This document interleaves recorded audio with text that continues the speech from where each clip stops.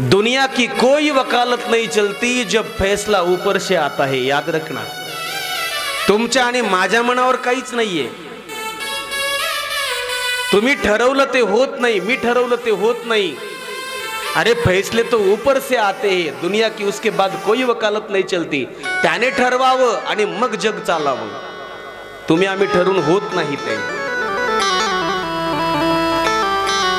परीक्षित राजाला 7 दिवसात मरण्याचा श्राप लागला, पण एका क्षणासाठी जीवन बदललं। अरे जो राजा धर्मपरायण होता, जो राजा संपूर्ण जगाला सोबत घेऊन चालणारा होता, साधू संतांची सेवा करणारा होता। आणि ऐका ना, कधी कधी आपण चुकीचं नसतो, पण आपण चुकीचं ठरवल्या जातो। बाबाजी, चुकीचं नसतानाही चुकीचं ठरवल्या जातो। त्यावेळेला एकच मात्र काम करायचं की त्यावेळेला माणसाने शांत राहायचं। जीवनामध्ये असे काही प्रसंग येतात की त्यावेळेला आपण चुकीचं वागलेलो नसतानाही जर चुकीचं ठरवल्या गेलो ना, त्यावेळेला तुमच्याकडे शक्ती नाही। फक्त शांत राहा, तुम्हाला आधार देणारा तो वरचा बसलेला, एवढी गोष्ट ध्यानात ठेवा। जीवन बदललं परीक्षित राजाचं, श्राप लागला त्याला, वेळ बदलली। सगळं जग हळहळ करीत होतं की अरे चांगला माणूस होता। अरे ऐका ना, गावातला एखादा चांगला माणूस, एखादा कुटुंबातला चांगला माणूस मेला तर घर रडतं, गावातला चांगला माणूस मेला तर गाव रडतं, तालुक्यातला चांगला माणूस मेला तर तालुका रडतो, जिल्ह्यातला चांगला माणूस मेला तर जिल्हा रडतो। अरे राष्ट्रातला एखादा चांगला माणूस मेला तर राष्ट्र रडतं, देशातला एखादा चांगला माणूस मेला तर देश रडतो, नवे या जगातला एखादा चांगला माणूस मेला तर सगळं जग रडतं। पण ऐका ना, या जगामध्ये असे काही माणसं होऊन गेले की त्याच्यासाठी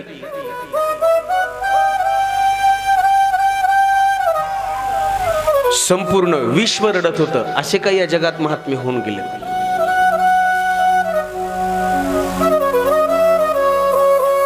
समय बदलत जातो, वेळ बदलत जाते। राजाचं जीवन बदललं, श्राप लागला त्याला 7 दिवसात मरण्याचा।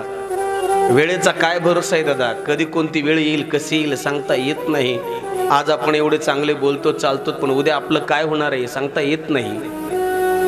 क्या भरोसा है इस जिंदगी का, क्या भरोसा है इस जिंदगी का, क्या भरोसा है इस जिंदगी का, क्या भरोसा है इस जिंदगी का। साथ देती नहीं है किसी का, साथ देती नहीं है किसी का, क्या भरोसा है इस जिंदगी का, क्या भरोसा है इस जिंदगी का, क्या भरोसा है इस जिंदगी का, क्या भरोसा है इस जिंदगी का।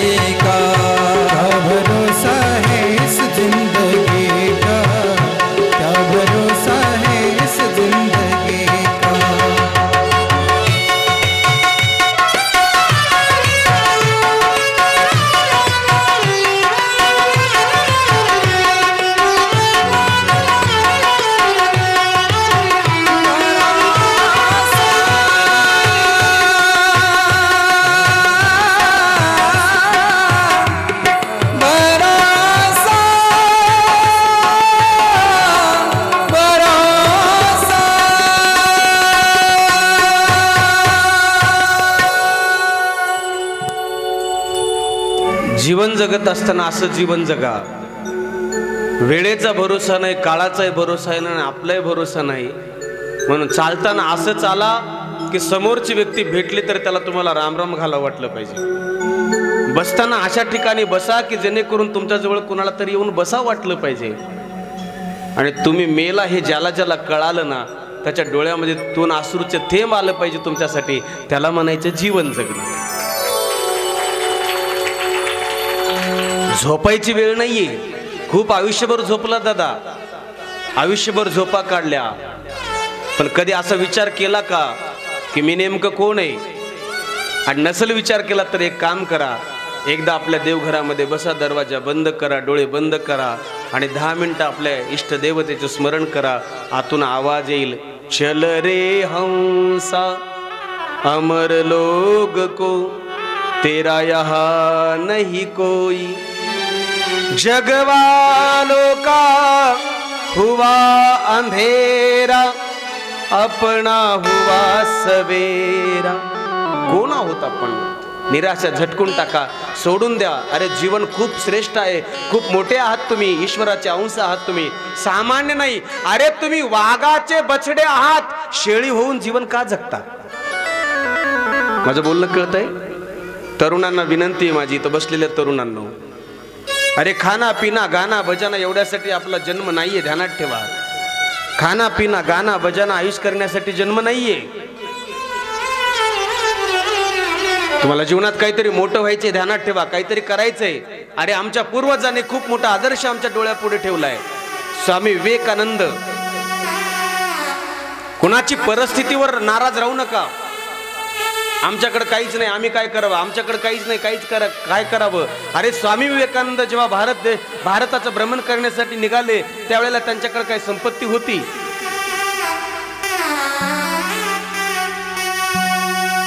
त्यांच्याकडे काय गाडी होती, बंगला होता? त्यांच्याकडे काय होतं? काहीच नव्हतं, फक्त ध्येय निश्चित होतं. आणि एक वाक्य ध्यानात ठेवा, लोक बोलू द्या, बोलत राहतात, स्वामी विवेकानंदांचंच वाक्य आहे.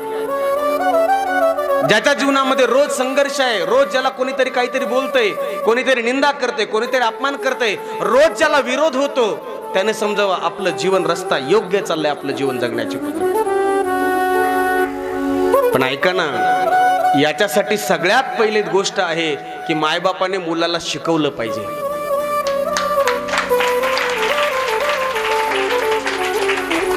स्वामी विवेकानंदांचं एक खूप गोड चरित्र आहे, 1 मिनिटात सांगून पुढे चालतो मी. आई ध्यानात ठेवा तुम्ही. ते स्वामी विवेकानंद लहान होते, रस्त्याने निघाले, बापाचा हात धरला. मला असं वाटतं त्यांचे वडील वकील होते, काहीतरी कजेज होते. स्वामी विवेकानंदांचे वडील हाताला धरलं, बापाच्या अंगठ्या हाताला धरलं, करंगळीला रस्त्याने चालले होते. जात असताना मात्र स्वामी विवेकानंदाने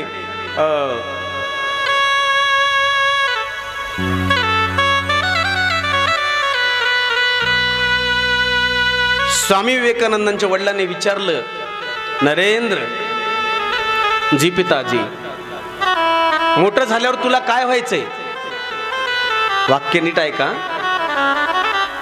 स्वामी विवेकानंदांच्या वडिलांनी विचारलं, नरेंद्र मोठं झाल्यावर तुला काय व्हायचं?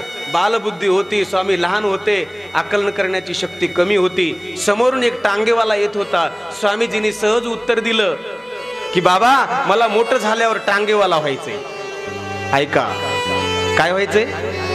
टांगेवाला व्हायचंय. वडिलांना खूप वाईट वाटलं. अरे मी जे वकील आहे, माझं पोरग टांगेवाला व्हायचं म्हणतं. त्याला घरी घेऊन गेले. घरी गेल्यानंतर आपल्या पत्नीला सांगितलं, अगं ऐकलंस का? काय? हे तुझं पोरग, त्याला मी रस्त्याने जाताना विचारलं मोठं झाल्यावर तुला काय व्हायचं, तर ते म्हणतं टांगेवाला व्हायचं. आई म्हणाले त्याला काय समजतं? आईने त्याचा हात धरला, त्याला घरामध्ये घेऊन गेली. कुणाला? नरेंद्रला. स्वामी विवेकानंद लहान असताना हाताला धरलं, घरात घेऊन गेले आईसाहेब. आणि घरात गेल्यावर भिंतीवरती एक मोठ्यापैकी चित्र अडकवलेलं होतं. त्या चित्रामध्ये रथाला जुंपलेली घोडे होती, हातामध्ये चाबूक धरणारा श्याम सुंदर मेघवर्णाचा एक सामान्य मूर्ती बसलेली होती आणि पाठीमागे धनुष्य बाण घेऊन अर्जुन बसलेला होता. त्यावेळेला आईने त्यांना सांगितलं, नरेंद्र तुला टांगेवाला व्हायचंय ना? अरे मग सामान्य लोकांची येरजार करणारा टांगेवाला झाल्यापेक्षा टांगेवालाच व्हायचंय तर या फोटोतल्या टांगेवाल्यासारखा हो. कोण होता तो टांगेवाला? कोण होता? यदा यदा हि धर्मस्य ग्लानिर्भवति भारत अभ्युत्थानम् धर्मस्य तदात्मानं सृजाम्यहम्. अरे असं काहीतरी जीवनात बनवून दाखवा. ऐसा करो कुछ दुनिया करे आपके जैसा. असं काहीतरी करून दाखवा. नाही तर किती जन्माला आले, किती मेले, किड्या मुंग्यासारखे, कुणाचाच पत्ता नाही. कशासाठी जन्माला आलो ह्याचं घेणं देणं नाही, आणि कसा मेला ह्याचंही देणं घेणं नाही.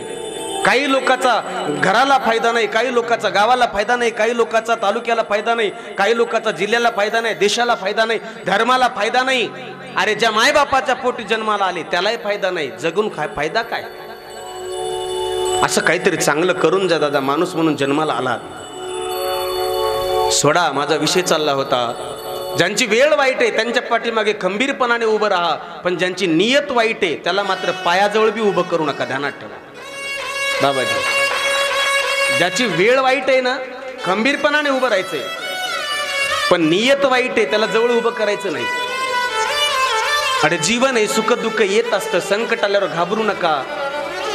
सुख में भूलो मती, दुख में तड़पो मती, प्राण जाए मगर नाम भूलो मती, मुरली वाले को मन से रिझाते चलो, कृष्ण गोविंद गोपाल गाते चलो. अरे त्याला आठवण करीत जा, त्याचं स्मरण करीत चला. पाऊल